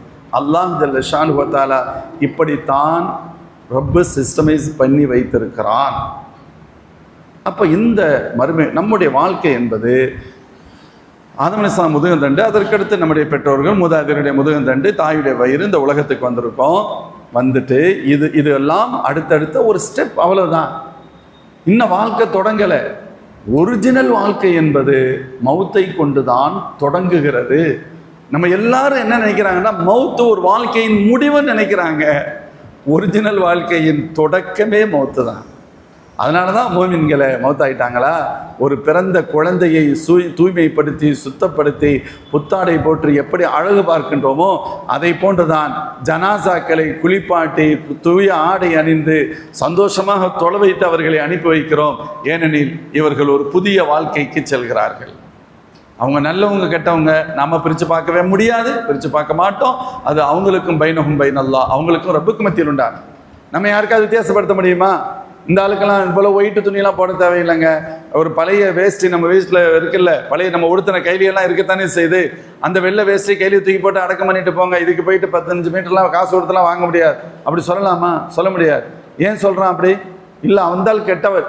கெட்டவர் நல்லவங்கிறது ரப்பிட்ட போய் அவர் பார்த்துக்கிறார். நீங்கள் யாரையும் பிரித்து பார்க்கலாம் முடியாது. நீ ஒரு மோமின், நல்லவங்களா இருந்தால் சந்தோஷப்படு, கெட்டவங்களா இருந்தால் அல்லாஹ் இடத்துல துவா செய். அவர் துவாவின் பக்கம் ரொம்ப தேவை உள்ளவர். நீ எப்படி இப்படி சொல்லலாம்? மார்க்க அனுமதிக்கிறதே இல்லை. எல்லாத்தையும் ஒரே மாதிரி பார்த்து நம்மளை அடக்கம் பண்ண சொல்லுது. எல்லாத்தையும் அவங்க எல்லாரும் ஒரே தரமா? ஒரே தரம் இல்லை. அல்லாஹ் சொல்றான், அது ஏன் பாடு, அது ஏன் மேட்ரு. அவங்க எந்த தரம் என்ன தரம் அதெல்லாம் நாங்கள் பார்த்துக்குறோம். உங்களை பொறுத்தளவில் அது ஜனாசா, அவ்வளவுதான். ஒரு ஜனாசாவிற்கு என்னென்ன மரியாதை கொடுக்கப்பட வேண்டுமோ அத்தனை மரியாதையும் கொடுத்து நீங்கள் அனுப்பி வை. அல்லாஹ் என்ன வச்சிருக்கிறான்? ஆனால் நீ தொழுது துவா செஞ்சு அனுப்பி வை. யாராக இருக்கட்டும், யா அல்லாஹ் அந்த ஜனாசாவுடைய பாவங்களை மன்னிச்சிருன்னு கேளு. அல்லாஹ் அடியார்களை மன்னிப்பதற்கு எத்தனை எத்தனை வாய்ப்புகளை ரப்பு தருகிறான். வாழும் காலத்தில் பல்லாயிரக்கணக்கான வாய்ப்புகள், மௌத்திற்கு பின்பும் அல்லாஹ் வாய்ப்பை தர்றான். 40 மோமின்கள் ஜனாசா தொழுதுட்டு கேட்டுட்டா அல்லாஹ் மன்னிப்பான்னு சொல்கிறாங்க ஸல்லல்லாஹு அலைஹி வஸல்லம். 100 பேர் தொழுதுட்டு கேட்டுட்டா அல்லாஹ் அந்த துவாவை மறக்கவே மாட்டான்னு சொல்கிறாங்க. என்ன அர்த்தம்? எப்படியாவது இந்த அடியானுடைய பாவங்களை மன்னிக்கணும், அவனை சொர்க்கத்துக்கு கொண்டு போகணும். இதுதான். அப்போ ஒரு விஷயம் தெளிவாக தெரியுது, மவுத் என்பது அது வாழ்க்கையின் முடிவல்ல, அது ஒரு வாழ்க்கையின் தொடக்கம். மோமின்களை பொறுத்தவரை ஒரிஜினல் வாழ்க்கையின் ஆரம்பம் அதுதான். அதற்கு பின்புதான் அதற்கு பின்பு தொடங்குகின்ற வாழ்க்கை, அதுதான் வாழ்க்கை ஹயாத்து. அதற்கு அடுத்து மவுத்து என்பதே கிடையாது. சும்மலா யமூத்து ஃபீஹா வலா யஹ்யா. எவ்வளோ நாட்கள்? இன்னைக்கு 60 வருஷம் 65 வருஷம் 70 வருஷம் 75 80 அதிகமாக போனான், அவ்வளோதான். இதுக்கடையில் மனுஷன் தற்கொலை பண்ணிக்கிறான். வாழ முடியலை, எனக்கு ரொம்ப கஷ்டமாக இருக்குங்கிறான். இவனுக்கு புரியாத வயசில் ஒரு 15 வயசு போயிருச்சு. அதுக்கடுத்து அவனை அட்ஜஸ்ட் பண்ணுற வயசில் இன்னொரு 5-6 வயசு போயிருச்சு. அதுக்கடுத்து ஒரு 20 வயசுல தான் ஒரு பொறுப்புக்கு வருகிறார். அதற்கடுத்து ஒரு 50-55க்கு பின்னால் ஒரு முதுமைன்னு சொல்லிட்டு அட்ஜஸ்ட் பண்ணுற மாதிரி மனநிலை போயிடுது. இடையில உள்ள 20-30 வருஷம் தான் பிரச்சனைக்குரிய காலம், பொறுப்புகள் நிறைந்த காலம். இந்த பொறுப்புகள் நிறைந்த 30 வருஷத்துல ஏகப்பட்ட ப்ராப்ளம். என் வாழ்க்கையை வாழவே முடியலை, எனக்கு கஷ்டமாக இருக்குது, எனக்கு பிரச்சனையாக இருக்குது, நான் மவுத்தாயிட்டா பரவாயில்ல, ஒருத்தன் அப்படியே போய் சேர்ந்துடலாம். நடக்குதா இல்லையா? இதில் உனக்கு இவ்வளவுதுன்னு சொன்னால் நீ 30 வருஷம் இல்லை, 300 வருஷம் இல்லை, 3000 இல்லை, 30,000 இல்லை, 3 லட்சம் இல்லை, 30 லட்சம் இல்லை, 3 கோடி அல்ல, 30 கோடி அல்ல, சும்மலா யமூத்து ஃபீஹா வலா யஹ்யா போய்கிட்டே இருக்கும். அந்த வாழ்க்கைக்கு என்ன பண்ணீங்க? அல்லாஹ் அக்பர். அல்லாஹ்வின் திருத்தூதர் ஸல்லல்லாஹு அலைஹி வஸல்லம் சொல்லுவாங்க, யாமல் மாஷேத்த, என்ன வேண்டுமானாலும் செஞ்சுக்கப்பா, ஆனால் ஒரு நாளைக்கு நீ மௌத்தாகி தான் ஆகணும்னு தெரிஞ்சுக்க. ஃபைன்னக மையத்தும் வஹபப் மன் அஹபப்த, நீ யாரை வேண்டுமானாலும் விரும்பிக்கொள், ஆனால் ஃபஅலம் அன்னக முஃபாரிகு, ஒரு நாள் அவரை விட்டு நீ பிரியத்தான் வேண்டும் தெரிந்துகொள். யாரை வேண்டுமானாலும் நேசி, எதை வேண்டுமானாலும் நேசி, ஆனால் ஒன்றை தெரிஞ்சுக்க, அதுக்கு பின்னாடி நீ அதை அவங்க பிரிஞ்சுதான் ஆகணும். உன்னுடைய துனியாவுக்குரிய அமலை துனியாவுக்காக செஞ்சுக்க, ஆகிரத்திற்குரிய தேவைக்காக அதற்கான நேரத்தை கொடு. துனியாவுக்கு எவ்வளோ நேரம் கொடுக்கணும், ஆகிரத்துக்கு எவ்வளோ நேரம் கொடுக்கணும், நீ பிரித்து பார்த்துக்க. துனியாவுடைய தேவை எவ்வளவு இருக்குது, அதுக்கு எத்தனை மணி நேரம் கொடுக்கணும், அப்போ ஆகிரத்தில் எத்தனை வருஷங்கள் இருக்க போகிறோம், அந்த வாழ்க்கையின் மிகச்சிறந்த வெற்றி நிறைந்த வாழ்க்கைக்கு எவ்வளோ நாட்கள் எவ்வளோ நேரம் கொடுக்கணும், அது நீயே பார்த்துக்க. நம்ம கணக்கு சொல்லலை. அல்லாஹ்வின் திருத்தூதர் ஸல்லல்லாஹு அலைஹி வஸல்லம் அதனால தான் சொன்ன குர்ஆனுடைய ஒரு வசனம் இருக்கும். ஒவ்வொரு மூமின்களும் அந்த வசனத்தை டெய்லி ஒரு நாளைக்கு ஒரு தடவை அப்படியே ஒரு ரீகால் பண்ணிக்கிறோம். ஒரு வசனம், குல்லு நஃப்ஸின் ஸாயிகத்துல் மௌத், உயிருள்ள ஒவ்வொரு ஆத்மாவும் மரணத்தை சந்தித்தே ஆக வேண்டும். இன்னமா துவஃபௌன உஜூரக்கும் யௌமல் கியாமா, மறுமையில் தான் நீங்கள் கூலி கொடுக்கப்படுவீர்கள். ஃபமன் ஸுஹ்ஸிஹ அனின் நாரி வ உத்கிலல் ஜன்னா, நரகத்திலிருந்து நீங்கள் பாதுகாக்கப்பட்டு சொர்க்கத்தில் அனுப்பப்படுவீர்களே ஆனால் ஃபகத் ஃபாஸ், அவர் வெற்றி அடைந்து விட்டார். வமல் ஹயாத்துத் துன்யா இல்லா மதாஉல் குரூர், இந்த உலகம் ஏமாற்று உலகமே தவிர வேற அல்ல. இது ஒரே ஒரு வசனம், சூரத் ஆல் இம்ரானில் ஒரு வசனம். இதில் அல்லாஹ் என்ன சொல்ல வர்றான்? மரணத்தை சந்தித்துத்தான் ஆக வேண்டும், மரணத்திலிருந்து தப்பிக்க முடியாது. மறுமையில் தான் கூலி கொடுக்கப்படும். இந்த உலகத்தில் எதிர்பார்க்காதீங்க, மறுமை தான் கூலி கொடுக்கப்படுகின்ற இடம். மறுமையின் கூலி எப்படி இருக்கிறது பெட்டரு? நரகத்திலிருந்து அது உங்களை பாதுகாக்கணும், சொர்க்கத்துக்கு உங்களை கூட்டிகிட்டு போகணும். அப்படிப்பட்ட கூலியாக இருக்கணும். அப்படிப்பட்ட கூலியாக இருந்தால் ஃபகத் ஃபாஸ், அவர் வெற்றி தான், அவருடைய வெற்றியில் சந்தேகமே இல்லை. அப்படி சொல்லிட்டு அல்லாஹ் இறுதியை எப்படி முடிக்கிறான் பாருங்க, இந்த உலகம் ஏமாற்று உலகமே தவிர வேற. இந்த வெற்றியை அவ்வளவு எளிதில் உங்களை அடைய விடாது, அவ்வளவு சீக்கிரத்தில் அடைய விடாது. இந்த துனியா அது தன்னுடைய செழுமையை காண்பிக்கும், பசுமையை காண்பிக்கும், அழகான தோற்றம் இருக்கிற மாதிரி காண்பிக்கும், என்னென்னலாம் காமிச்சு உங்களை நாசப்படுத்த முற்படும். அவ்வளவு சீக்கிரத்தில் அந்த இலக்கை, ஒரு உயர்ந்த அந்த இலக்கை அடைவதற்கு இந்த உலகம் தடையாக இருக்கும். இந்த தடையை தகர்த்தெறிபவர்கள் தான் லட்சியவாதி. இந்த தீய தடையை தகர்த்தெறிபவர்கள் லட்சியவாதிகள். இந்த தடைக்கு யாரெல்லாம் அப்படியே இதை ஃபாலோ பண்ணி கட்டுப்பட்டு போய்கிட்டே இருக்கிறாங்களோ அல்லாஹ் பாதுகாக்க வேணும், அவர்கள் ஆபத்திற்குரியவர்கள், சிக்குவார்கள். இப்போ நம்ம பார்க்குறோம், அல்லாஹ் ஜல்ல ஷானு வ தஆலா குறிப்பிடுகிறான், யா ரசூலல்லாஹ், மூமின்கள் ஜிஹாது தொடர்பான வசனம் இறக்கப்பட்டால் நன்றாக இருக்குமே என்று கேட்கிறார். ஆனால் ஜிஹாதுடைய அர்த்தத்தை உள்ளடக்கிய வசனம் இறக்கப்பட்டால் மோமின்கள் சந்தோஷப்படுறாங்க. அவங்க கூடவே மோமின்களாக தங்களை காட்டிக்கொள்ளக்கூடிய ஒரு கூட்டம் இருக்கு. இதனுடைய உள்ளத்தில், இதனுடைய கண்களில் மரண பயத்தை நீங்கள் பார்ப்பீர்கள். ஆனால் ஃபஅவுலாலஹும் தாஅத்தும் வ கௌலும் மஅரூஃப், அவர்கள் அப்படி பயப்படுவது ஆரோக்கியமானது அல்ல. அவர்கள் அப்படி பயப்பட வேண்டிய தேவையில்லை, பயப்படக்கூடாது. அவர்களுக்கு எது சிறந்தது என்று சொன்னால் இறைவனின் உத்தரவுக்கு கட்டுப்படுவதும் நல்ல சொற்களை சொல்வதும் தான். அல்லாஹ்வுடைய உத்தரவு ஜிஹாத், அறப்போரில் ஈடுபட வேண்டும் என்பது ரப்புடைய உத்தரவா? அந்த உத்தரவை அவர்கள் செயல்படுத்த வேண்டும். வகௌலும் மஅரூஃப், நல்ல வார்த்தை சொல்ல வேண்டும். அல்லாஹ்விற்கா இதை ஏற்றுக்கொள்கின்றோம் என்று அவர்கள் சொல்ல வேண்டுமே தவிர இப்படி ஆயிருச்சா அப்பெல்லாம் அவங்க நினைக்க முடியாது. அல்லாஹ் இன்னொரு வசனத்தில் சொல்வான், யுத்தம் கடமையாக்கப்படுகின்ற பொழுது யா ரசூலல்லாஹ், மனிதர்கள் சிலரை நீங்கள் பார்ப்பீர்கள், அல்லாஹ்வுக்கு பயப்படுறதை விட அதை விட கூடுதலாக பயப்படுவான். அல்லாஹ்வுக்கு பயப்படணும்னு சொல்லப்படுதில்லை. மோமின்கள் அல்லாஹ்விற்கு எவ்வளவு இறையச்சத்தோடு நடந்து கொண்டார்களோ, அல்லாஹ்வை பயப்படுகின்றார்களோ, அதை விட இவர்களுக்கு மரண பயம் கூடுதலாக இருக்கும் முனாஃபிக்கீன்களுக்கு. மேலும் அவர்கள் சொல்வார்கள், யுத்தம் கடமையாக்கப்பட்டதற்கு பின்பு கொஞ்சம் தாமதமாக கடமையாக இருந்தால் நன்றாக இருக்குமே, இப்போவே இந்த சட்டம் வந்துருச்சு, இன்னொரு 1 வருஷம் கழிச்சு கடமையாக இருந்தால் பரவாயில்லையே, இன்னொரு 2 வருஷம் கழிச்சு கடமையாக இருந்தால் பரவாயில்லையே, இன்னொரு 3 வருஷம் கழிச்சு அறப்போர் நம்ம மீது கடமையாக இருந்தால் பரவாயில்லையே என்று அவர்கள் கேட்கிறார்கள். யா ரசூலல்லாஹ், அவர்களுக்கு நீங்கள் சொல்லுங்கள், மதாஉத் துன்யா கலீல், இந்த அற்ப உலகத்தின் வாழ்க்கை மிக குறைந்தது தான். வல் ஆஹிரத்து கைருல் லிமன் இத்தகா, மறுமைதான் இறையச்சமுடையவர்களுக்கு சிறந்தது என்று நீங்கள் சொல்லுங்கள் என்று அல்லாஹ் ஜல்ல ஷானு வ தஆலா குறிப்பிடுகிறான். எனவே அல்லாஹ் சொல்றான், இவங்க அப்படி மரண பயம் அவங்களுடைய உள்ளத்துல தெரியுது. ஆனால் எது சரி என்று கேட்டால், எது அவர்களுக்கு சிறந்தது, பெட்டர் அப்படின்னு கேட்டா, அல்லாஹ்விற்கு கட்டுப்பட்டு நடப்பதும் கௌலும் மஅரூஃப், நல்ல சொல்லை சொல்வதும். மேலும் திரும்பவும் அல்லாஹ் சொல்றான், ஃபைதா அஸமல் அம்ரு, ஒரு காரியம் முடிவாகிவிட்டால், ஃபலவு ஸதகுல்லாஹ, அவர்கள் அல்லாஹ்வை உண்மைப்படுத்தி விட்டால். அப்படின்னா என்ன அர்த்தம்? ஒரு காரியம் முடிவாய் என்பது யுத்தம் கடமை என்ற தகவல் வந்து அல்லாஹ் கடமையாக்கிட்டான், இப்பொழுது ரப்பு கடமையாக்கிய அந்த உத்தரவை இவர்கள் உண்மைப்படுத்தினால், அதாவது அதை செயல்படுத்தினால், லகான கைரல் லஹும், அதுவே அவர்களுக்கு சிறந்ததாக இருக்கும். இவங்களுக்கு எது சிறந்தது? யுத்தம் கடமைன்னு சொன்னவன ஓடி ஒளிஞ்சு தன் உயிரை பாதுகாத்துக் கொள்வது சிறந்ததா? அல்லாஹ்விற்காக இந்த யுத்தத்தில் ஈடுபடுவது? ஒன்று கனிமத், இல்லை என்றால் ஷஹாதத், ஒன்று வீர மரணம், அல்லது அல்லாஹ் இந்த உலகத்தில் வெற்றியையும் சொத்தையும் சுகங்களையும் தருவான். எது வேண்டும்? இது அல்லாஹ்விற்காக ஓடி ஒளிந்து உயிரை பாதுகாத்துக் கொள்ள போகிறோம் என்று அவர்கள் கருதுகிறார்களே, அது சிறந்ததா? அதை எதிர்கொண்டு வீர மரணத்தையோ வெற்றியோ தழுவது சிறந்ததா? எதிர்கொண்டு வீர மரணத்தையோ வெற்றியோ தழுவதுதான் சிறந்தது. லகான கைரல் லஹும், அல்லாஹ்வுடைய உத்தரவை ஜிஹாதுடைய விஷயத்தில் அவர்கள் நிறைவேற்றினால் அதுவே அவர்களுக்கு சிறந்ததாக இருக்கும். ஃபஹல் அஸைதும் இன் தவல்லைதும்,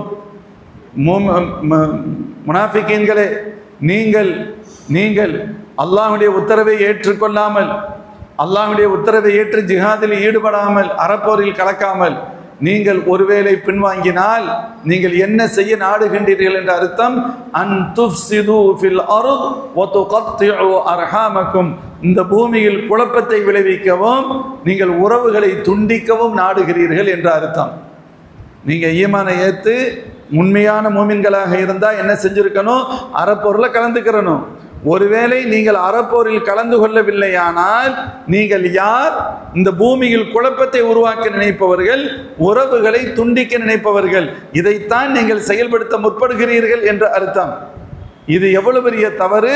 உலாயிக அல்லதீன லஅனஹுமுல்லாஹ், இந்த தவறு செய்யக்கூடியவர்களை யாரு பூமியில குழப்பத்தை ஏற்படுத்தி உறவுகளுக்கு மத்தியில் துண்டிப்பை உருவாக்குவார்களோ இவர்களை அல்லாஹ் சபித்து விட்டான். அல்லாஹ்வின் சாபத்தை பெற்றவர்கள், பெறுபவர்கள் அல்ல, இறைவனின் சாபத்தை பெற்றவர்கள். மேலும் அவர்களுக்கு சத்தியம் அவருடைய காதுகளில் போய் காதுகளின் வழியாக உள்ளத்தை போய் சேராமல் அல்லாஹ்வுடைய காதுகளை செவிடாக்கி விட்டான். காதுகள் செவிடாக்கப்பட்டவர்கள், கண்கள் குருடாக்கப்பட்டவர்கள். வாமா அப்சாரஹும், எத்தனை நல்லவைகளை பார்த்தாலும் அதன் மூலமாக அந்த ஹிதாயத் அவருடைய கண்களின் வழியாக கல்வை போய் சேரார். அல்லாஹ்வுடைய கண்களை குருடாக்கி விடுவான், கண்களுக்கு சீலிட்டு விடுவான், காதுகளுக்கு சீலிட்டு விடுவான். நன்மையான விஷயங்களை கேட்டு அவர்கள் பின்பற்றுவதற்கோ நல்லவைகளை பார்த்து அவர்கள் படிப்பினை பெறுவதற்குண்டான தரத்தை இழந்து விடுவார்கள். யார்? இந்த பூமியில் குழப்பத்தை ஏற்படுத்தி உறவுகளை துண்டிப்பவர்கள். அல்லாஹ் கடுமையான ஒரு எச்சரிக்கைரிய வார்த்தை. இப்ப இங்க இறைமறுப்பு, அதாவது மோமின்கள் அறப்போர் வந்தா நல்லா இருக்குன்னு நினைக்கிறாங்க. முனாஃபிகீங்கள் அறப்போருடைய ஆயத்து வந்த உடனே மரண பயம் உங்களுடைய உள்ளத்தில் தெரியுது. அல்லாஹ் சொல்றான், நீங்கள் நீங்கள் பயப்படாதீர்கள், பயப்பட வேண்டாம், இறைவனின் உத்தரவுக்கு கட்டுப்படுங்கள், ஏற்றுக்கொண்டோம் என்ற நல்ல சொல்லை நீங்கள் சொல்லுங்கள், ஜிஹாதில் கலந்து கொண்டு அல்லாஹ்வை நீங்கள் உண்மைப்படுத்துங்கள், ரப்பின் மீது உங்களுக்கு இருக்கக்கூடிய ஈமானை வெளிப்படுத்துங்கள், அதுதான் உங்களுக்கு நல்லது அப்படின்னு அல்லாஹ் சொல்லிட்டு அல்லாஹ் தெளிவாக சொல்றான், அதான் உங்களுக்கு பெட்டர். ஒருவேளை இந்த பெட்டரை நீங்கள் செய்யவில்லையானால் நீங்கள் யார் தெரியுமா? 2 தவறை செய்ய விரும்புகின்றீர்கள் என்ற அர்த்தம். இந்த பூமியில் குழப்பத்தை ஏற்படுத்த நினைக்கின்றீர்கள் என்ற அர்த்தம். உறவுகளை துண்டிக்க நினைக்கின்றீர்கள் என்ற அர்த்தம். ஐயாமுல் ஜாஹிலியா காலத்தில் இருந்த அதே பழக்கம் மீண்டும் அதை உருவாக்க நினைக்கின்றீர்கள். இப்படி நீங்கள் இந்த 2 கண்டிப்பாக வரும். நீங்கள் அறப்போரிலிருந்து தவிர்ந்தால் பூமியில குழப்பத்தை உருவாக்குறீங்கன்னு அர்த்தம், உறவுகளை துண்டிக்கிறீங்கன்னு அர்த்தம். அதற்கு பொருள் என்னன்னு கேட்டா, அறப்போரை தவிர்த்தால் இந்த 2 பாவங்களும் நிகழும் என்று அர்த்தம். எப்படி நான் சொல்றேன்? 2 பாவங்களும் நிகழும். இந்த 2 பாவங்கள் எப்படிப்பட்ட பாவங்கள்? இறைவனின் சாபத்தை பெற்றுத்தரக்கூடிய பாவம், சத்தியம் நம்முடைய உள்ளங்களை போய் சேரவிடாமல் தடுக்கக்கூடிய பாவம். அல்லாஹ் சொல்றான்.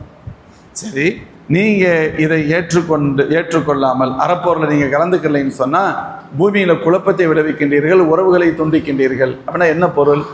தானாக குழப்பம் ஏற்படும், உறவுகள் துண்டிப்பு ஏற்படும். எப்படி? அறப்போர் எப்பொழுது தேவைப்படுகிறது? அநியாயக்காரர்களுக்கு எதிராகத்தானே அறப்போர் தொடுப்போம், அநியாயக்காரர்களுக்கு எதிராகத்தானே ஜிஹாத். இப்ப நீங்கள் அந்த ஜிஹாதை, அறப்போர் அநியாயக்காரர்களுக்கு எதிரான ஜிஹாதை நீங்கள் செய்யவில்லையானால் அநியாயக்காரர்கள் பலம் பெறுவார்கள், மீண்டும் மீண்டும் அநியாயத்தை செய்து கொண்டே இருப்பார்கள். அதுதான் குழப்பம். அநியாயக்காரர்களுக்கு எதிரானதுதான் ஜிஹாத், அறப்போர். இப்ப அந்த அறப்போரை நம்ம செய்யலைன்னு சொன்னா அநியாயக்காரன் என்ன பண்ணுவான்? மீண்டும் மீண்டும் அநியாயம் செய்து கொண்டே இருப்பான், மீண்டும் மீண்டும் தொடர்ந்து அநியாயத்தில் ஈடுபடுவான், கூடுதல் அநியாயத்தில் ஈடுபடுவான். அவன் அநியாயம் செய்ய செய்ய இந்த பூமியில் என்ன ஏற்படும்? குழப்பங்கள் தான் ஏற்படும். 2வது, உறவுகளில் துண்டிப்பு ஏற்படும். உறவுகளை துண்டிக்கிறது என்ன? இப்ப நீங்க ஜிஹாதுக்கு போகல, அறப்போர்ல நீங்க கலந்துக்கிறல அப்படின்னு சொன்னா எதிரிகள் பலம், எதிரிகள் அநியாயம் செய்யக்கூடிய எதிரிகளுக்கு மேலும் பலமாகும். அவங்க யாரை காலி பண்ணுவாங்க? உங்களுடைய உறவுகள். உங்களுடைய தந்தை முஸ்லிம், ஒரிஜினல் முஸ்லிமா இருப்பாரு, நீ தான் முனாஃபிக்கு, உங்களுடைய தந்தை கொல்லப்படுவார். நீ முனாஃபிக்கா இருக்கிற, உன் பிள்ளை பிரியூர் முஸ்லிமா இருக்குது, அந்த பிள்ளை கொலை செய்யப்பட்டு விடும். நீ முனாஃபிக்கா இருக்கிற, உன்னுடைய அண்டை வீட்டினர் நல்ல முஸ்லிம்களா இருக்கிறாங்க, அவர்கள் கொல்லப்படுவார்கள். அப்படியானால் இந்த பூமி, நீங்கள் அறப்போரில் உங்களை ஈடுபடுத்தாமல் இருக்கும் பட்சத்தில் இந்த பூமியில் குழப்பம் ஏற்படும். தீயவர்கள் குழப்பம், அநியாயக்காரர்கள் தொடர்ந்து அநியாயம் செய்வார்கள், அதிகமாக செய்கின்ற ஒரு நிலை ஏற்படும். 2வது, உறவுகளுக்கு துண்டிப்பு. உங்களுடைய பெற்றோர், உங்களுடைய சகோதரர்கள், உங்களுக்கு நெருக்கமானவர்கள் எல்லாம் அவர்கள் இழப்பை சந்திப்பார்கள். நீ உறவை பாதுகாக்க கடமைப்பட்ட நீ உறவுகள் அழிவதையே வேடிக்கை பார்க்கின்ற நிலை ஏற்படும். அப்படியானால் உறவுகளுக்கு நீ உதவி செய்யணும். ஆனால் உன்னுடைய நிலை என்ன? உறவுகளுக்கு நீ உதவி செய்யறதுங்கிறது அல்ல, உறவுகளுக்கு உபத்திரம் செய்கின்றாய் இன்டைரக்டாக. உறவுகள் பாதிக்கப்படுவதற்கு நீ காரணமாக இருக்கிறாய், உறவுகள் அழிக்கப்படுவதற்கு நீ காரணமாக இருக்கிறாய். இந்த 2 தவறுகள் ஏற்படும். அல்லாஹ் பாதுகாக்கணும். இந்த 2 தவறுகள் அல்லாஹ் விரும்பார். அல்லாஹ்வுடைய விருப்பம் என்ன தெரியுமா? இந்த பூமி நல்லா இருக்கணும். இந்த பூமியில குழப்பங்கள் இருக்கக்கூடாது. இந்த பூமியில் அமைதி நிலவ வேண்டும், சந்தோஷம் நிகழ வேண்டும். அதான் அல்லாஹ்வுடைய விருப்பம். இரண்டாவது, உறவுகளில் நெருக்கம் இருக்கணும். உறவுகள் துண்டிக்கப்பட்டு விடக்கூட. இது அல்லாஹ்வின் விருப்பம். அல்லாஹ்வின் விருப்பத்திற்கு மாற்றமாக பூமியில் குழப்பமும் உறவுகளில் துண்டிப்பும் ஏற்படுமானால் அல்லாஹ் சொல்றான், இவர்கள் என் சாபத்தை பெற்றவர்கள். சாபத்தை பெறுவார்கள் கூட சொல்லல, பாஸ்டன்ஸ். அல்லாஹ் அவர்களை சபித்து விட்டான். நம்மள மாதிரி திட்டான், நீ உருப்படாம போக அப்படின்னு அர்த்தம் அல்ல. அல்லாஹ் சபித்து விட்டான் என்றால் தனது ரஹமத்தை விட்டும் அவர்களை தூரப்படுத்தி விட்டான், தனது அருளை விட்டும் அவர்களை தூரப்படுத்தி விட்டான், தனது பேருதவியை விட்டும் அவர்களை தூரப்படுத்தி விட்டான். அவனுடைய கோபம் அவர்கள் மீது கட்டாயமாக இறங்கி விட்டது என்ற அர்த்தம். அப்படியானால் அல்லாஹ்வின் சாபத்தை பெற்றவர்கள் என்று சொன்னால் இறை கோபத்திற்கு ஆளாகி இறை தண்டனை விதியாக்கப்பட்டவர்கள் என்ற அர்த்தம். அதான் அதற்கு பொருள். இந்த உலகத்திலேயே கிடைக்கிற மறுமையில கிடைக்கிற கடுமையான தண்டனை இது. இந்த உலகத்துல கிடைக்கக்கூடிய தண்டனை என்ன தெரியுமா?